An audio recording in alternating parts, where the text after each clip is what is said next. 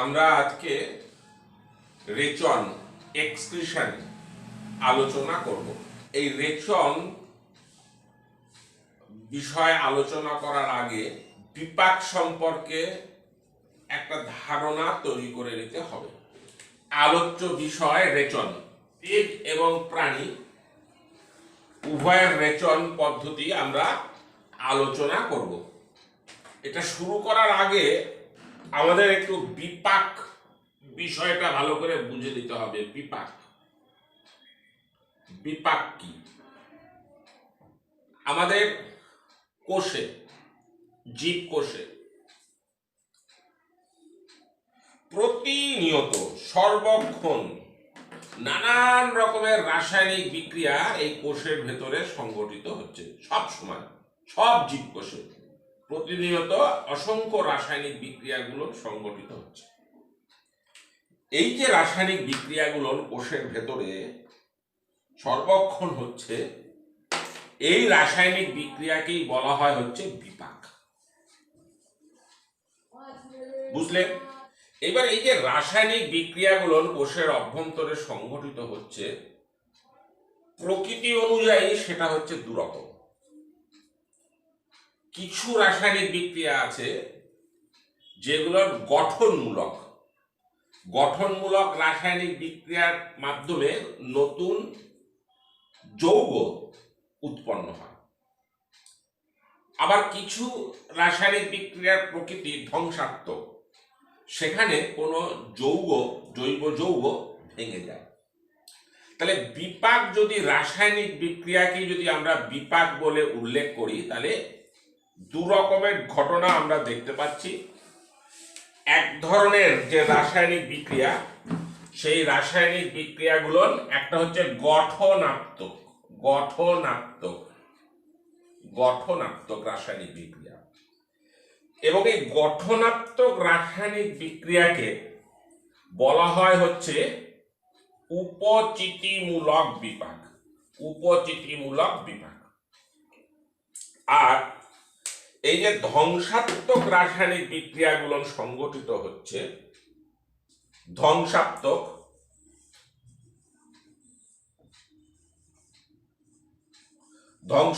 রাসায়নিক বিক্রিয়াগুলো হচ্ছে কোষের অভ্যন্তরে, সেই রাসায়নিক বিক্রিয়াগুলোকে বলা হয় অপচিতি। তাহলে আমরা কি বুঝলাম? যে বিপাক কোষের অভ্যন্তরে প্রতিনিয়ত যে রাসায়নিক বিক্রিয়াগুলো সংঘটিত হচ্ছে তাকে বিপাক বলে। রাসায়নিক বিক্রিয়াগুলির প্রকৃতি অনুযায়ী বিপাক দু রকমের: উপচিতিমূলক বিপাক, অপচিতিমূলক বিপাক।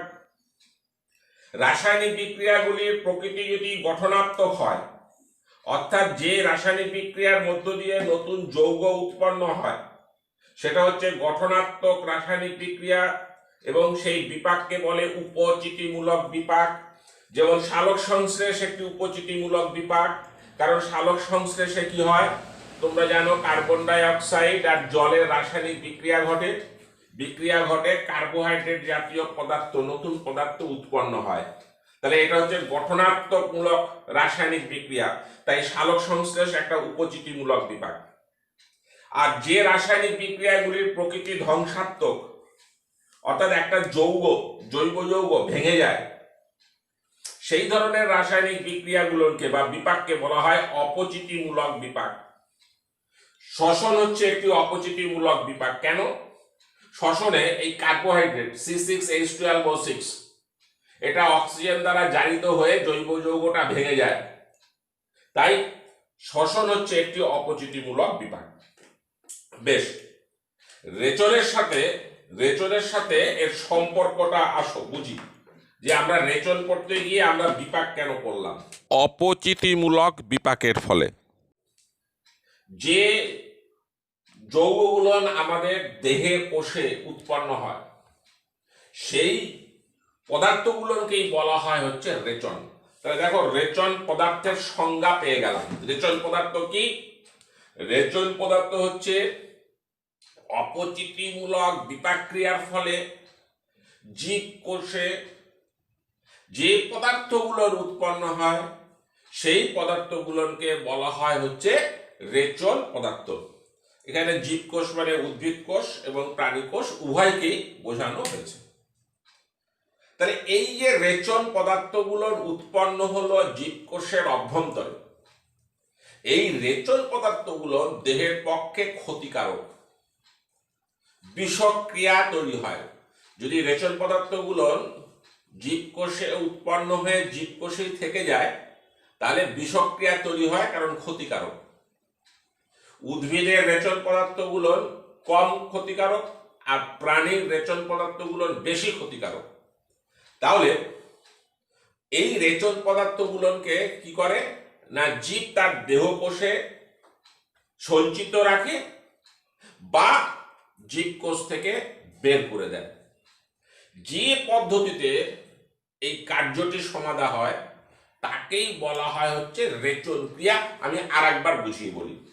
অপচিতিমূলক বিপাক ক্রিয়ার ফলে যে ক্ষতিকারক দূষিত পদার্থগুলো জীবকোষের অভ্যন্তরে উৎপন্ন হয় তাকে রেচন পদার্থ বলে, এবং যে প্রক্রিয়ায় জীব এই তার দেহকোষে উৎপন্ন রেচন পদার্থগুলিকে দেহ থেকে নিষ্কাশিত করে দেহকে সুস্থ রাখে তাকেই বলা হয় হচ্ছে রেচন ক্রিয়া।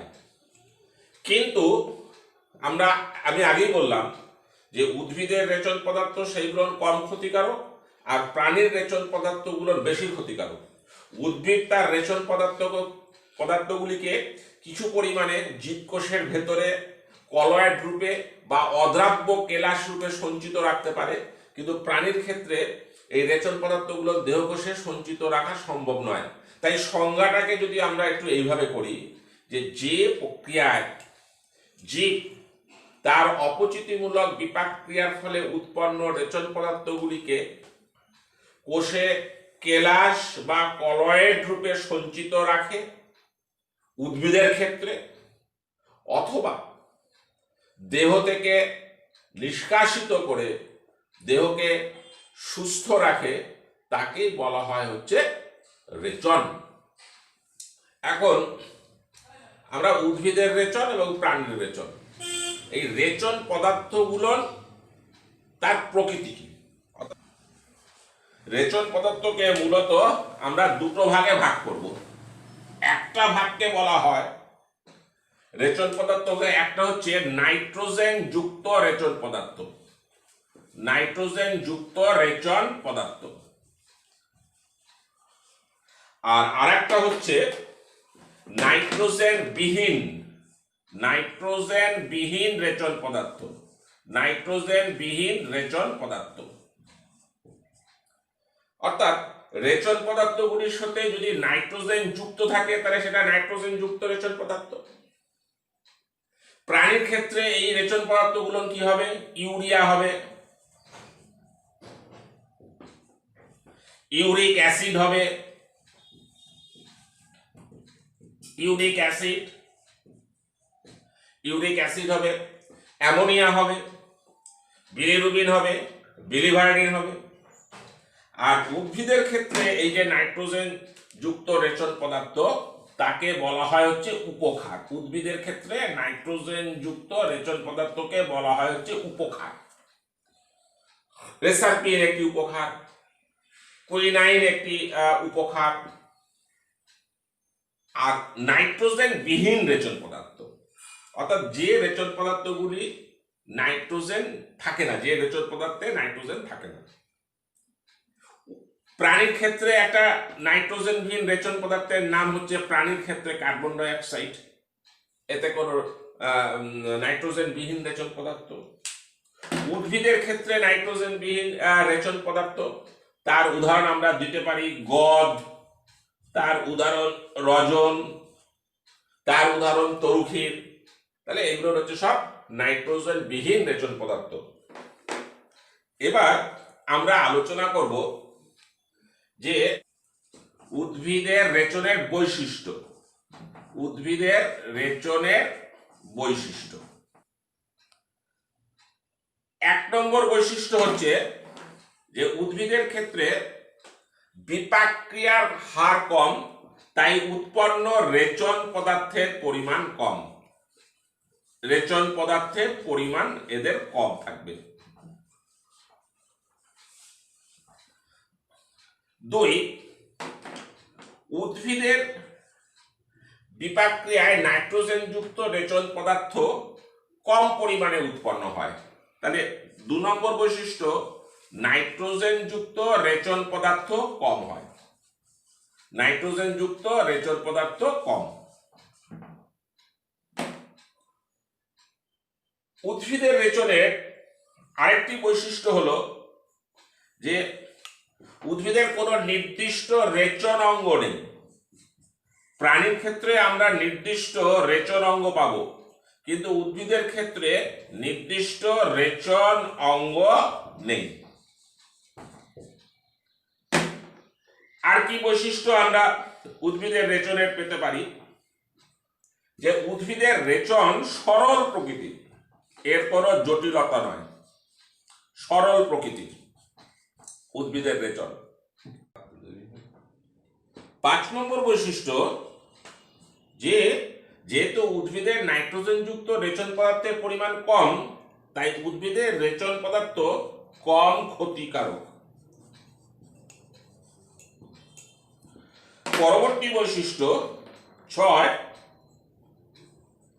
যে উদ্ভিদ তার রেচন পদার্থগুলিকে কোষে সঞ্চিত করে রাখতে পারে। কোষে সঞ্চিত থাকতে পারে।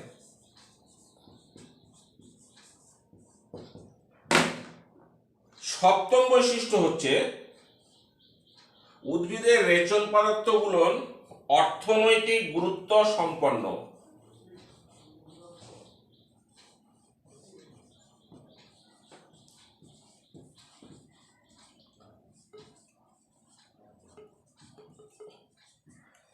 এইটা উদ্ভিদের রেচনের একটা গুরুত্বপূর্ণ বৈশিষ্ট্য, যে উদ্ভিদের রেচন পদার্থগুলির অর্থনৈতিক গুরুত্ব আছে। আরেকটি বৈশিষ্ট্য উদ্ভিদের রেচনের, যে উদ্ভিদের রেচন পদার্থগুলি উদ্ভিদ পুনরায় উপচিতিমূলক বিক্রিয়ায় ব্যবহার করতে পারে। তাহলে রেচন পদার্থ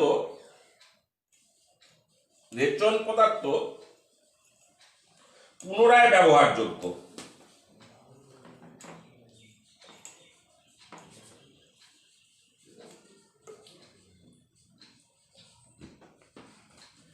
এই পয়েন্টটার অর্থটা কি হলো, যে উদ্ভিদ যে রেচন পদার্থগুলো উৎপন্ন করে অপচিতিমূলক বিপাক ক্রিয়ায়, উদ্ভিদ পুনরায় এই রেচন পদার্থগুলিকে তার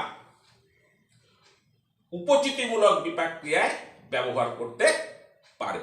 তাহলে যে উদ্ভিদের রেচনের বৈশিষ্ট্য। নেক্সট বন্ধু, প্রাণীর রেচনের বৈশিষ্ট্য। আমরা 1 নম্বর, প্রাণীর বিপাক ক্রিয়ার হার বেশি।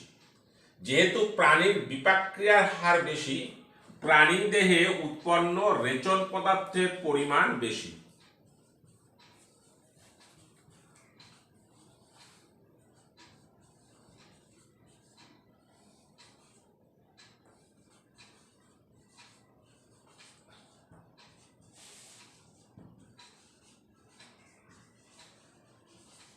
দুই, প্রাণীদেহে নাইট্রোজেন যুক্ত রেচন পদার্থের পরিমাণ বেশি হয়। কারণ প্রাণীদেহের ক্ষেত্রে প্রোটিন অংশগ্রহণ করে বেশি, তাই নাইট্রোজেন যুক্ত রেচন পদার্থ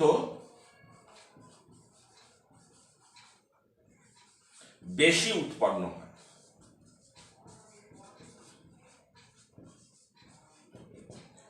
3 নম্বর, প্রাণীদের রেচন পদার্থ বেশি ক্ষতিকর।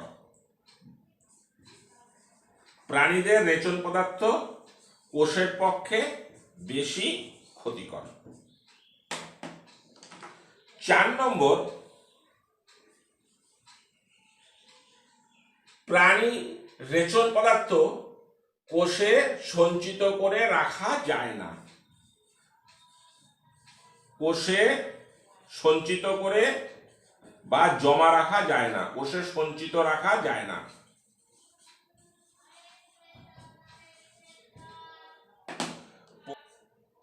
যে রেচন পদার্থগুলো উৎপন্ন হয় সেই রেচন পদার্থগুলো পুনরায় ব্যবহার করা যায় না। অর্থাৎ প্রাণী তার রেচন পদার্থগুলোকে পুনরায় ব্যবহার করতে পারে না, যা উদ্ভিদ করতে পারে।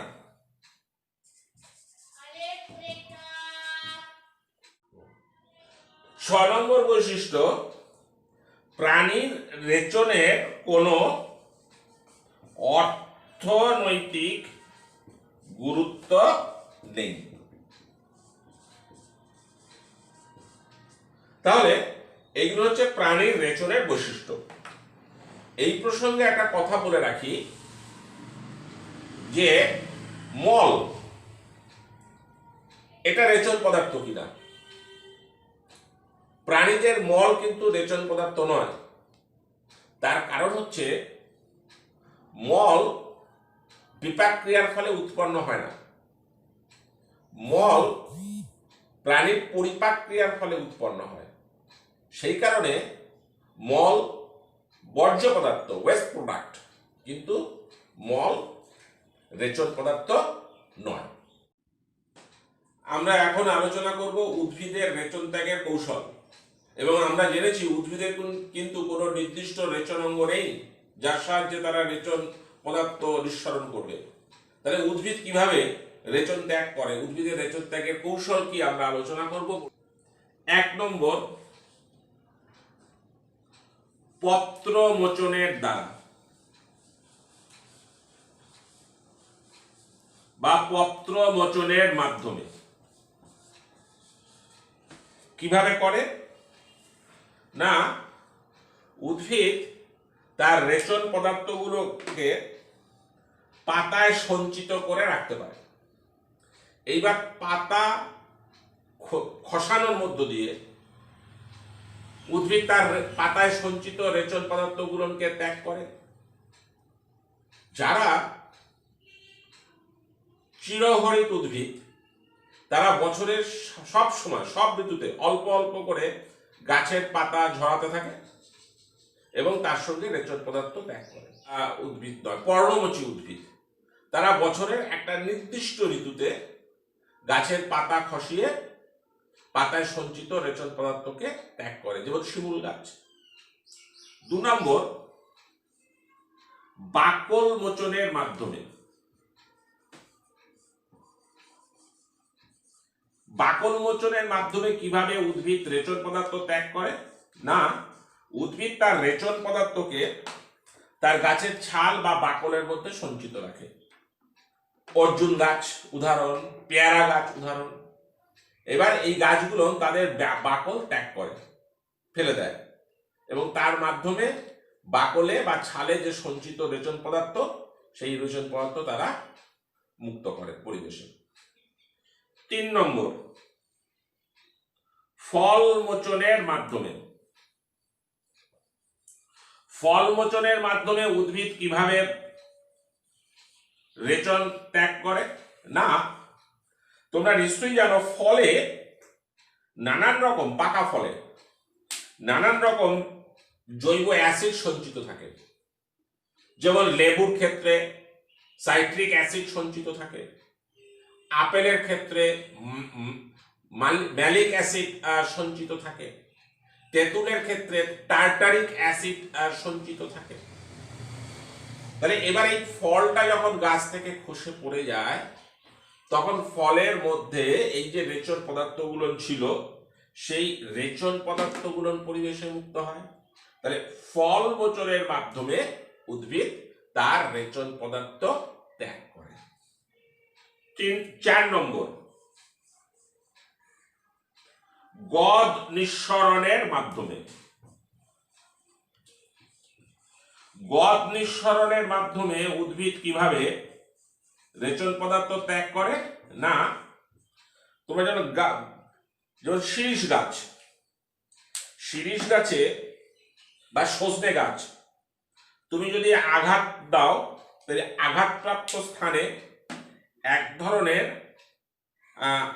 আঠালো রস সঞ্চিত হয়, তাকেই বলা হয় হচ্ছে গদ। এই গদ হচ্ছে উদ্ভিদের নাইট্রোজেন বিহীন রেচন পদার্থ। তাহলে গদ নিঃসরণের মাধ্যমে উদ্ভিদ তার রেচন পদার্থ ত্যাগ করে। 5, তরুক্ষীর। তরুক্ষীর নিঃসরণের মাধ্যমে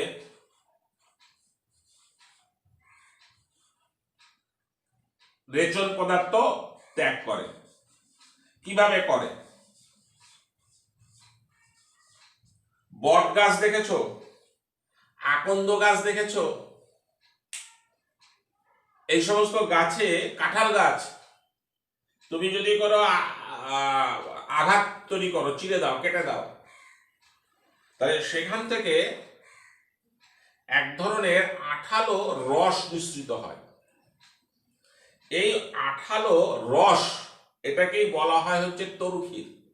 রবার গাছে, প্যারা রবারের ক্ষেত্রে তরুক্ষীর পাওয়া যায়, পেঁপের ক্ষেত্রেও পাওয়া যায়। তরুক্ষীর হচ্ছে ল্যাটেক্স।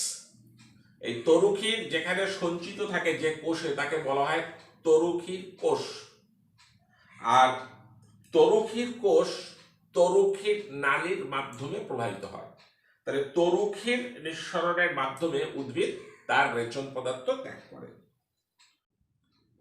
6, রজন নিঃসরণের মাধ্যমে উদ্ভিদ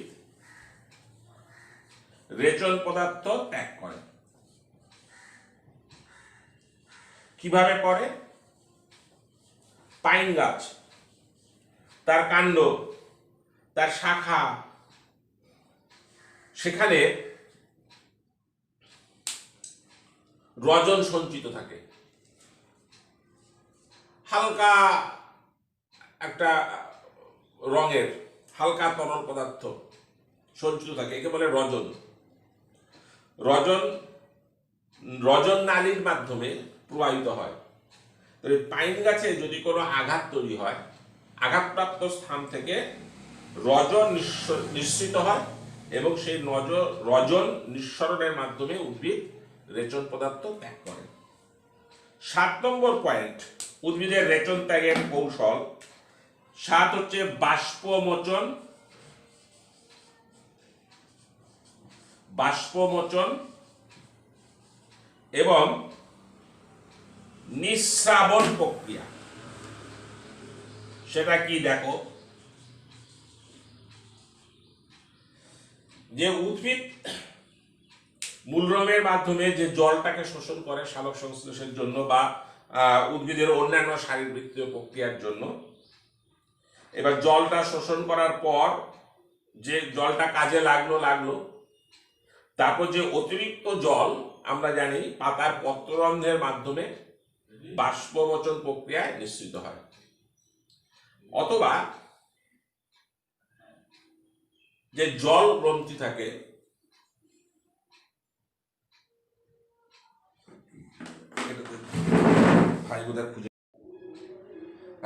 তাহলে এই বাষ্পমোচন ও নিঃস্রাবণ প্রক্রিয়া, উদ্ভিদ মূলরমের সাহায্যে জল শোষণ করে।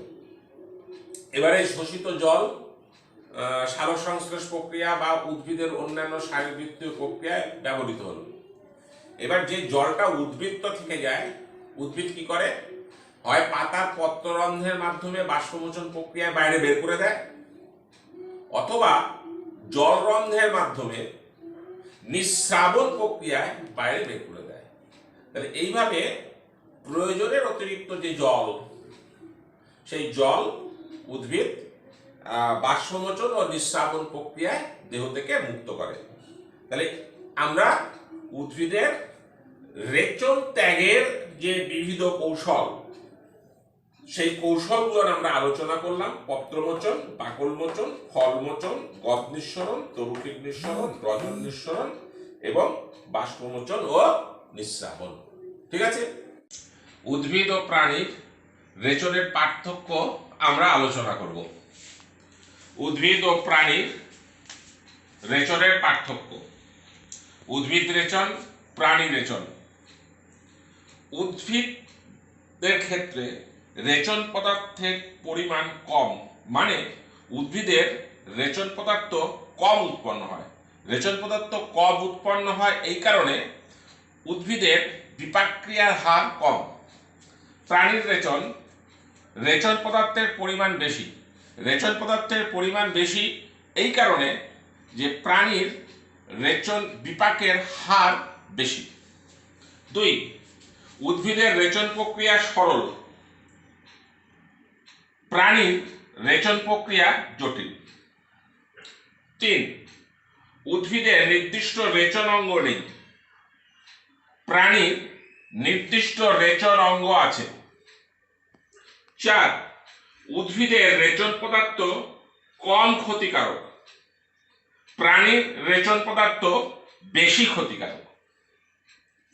5, রেচন পদার্থ উদ্ভিদ পুনরায় ব্যবহার করে, প্রাণীর রেচন পুনরায় ব্যবহৃত হয় না।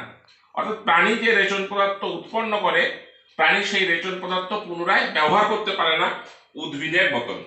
6, উদ্ভিদের রেচন পদার্থের অর্থনৈতিক গুরুত্ব আছে, কিন্তু প্রাণীদের ক্ষেত্রে রেচন পদার্থের কোনো অর্থনৈতিক গুরুত্ব নেই। 7, উদ্ভিদের ক্ষেত্রে নাইট্রোজেন যুক্ত রেচন পদার্থ অর্থাৎ উপক্ষার কম উৎপন্ন হয়, কিন্তু প্রাণীদের ক্ষেত্রে নাইট্রোজেন যুক্ত রেচন পদার্থ অর্থাৎ ammonia, urea, uric acid, bilirubin, biliverdin ইত্যাদি বেশি উৎপন্ন হয়। 8, উদ্ভিদের রেচন পদার্থ কোষে সঞ্চিত থাকতে পারে। আমরা দেখেছি যে অদ্রাব্য কেলাস রূপে বা কলয়েড রূপে উদ্ভিদের রেচন পদার্থ উদ্ভিদের কোষে সঞ্চিত থাকতে পারে, কিন্তু প্রাণীর রেচন পদার্থ এত ক্ষতিকারক যে কোষে সঞ্চিত থাকতে পারে না। উদ্ভিদ ও প্রাণীর রেচনের এই হলো পার্থক্য।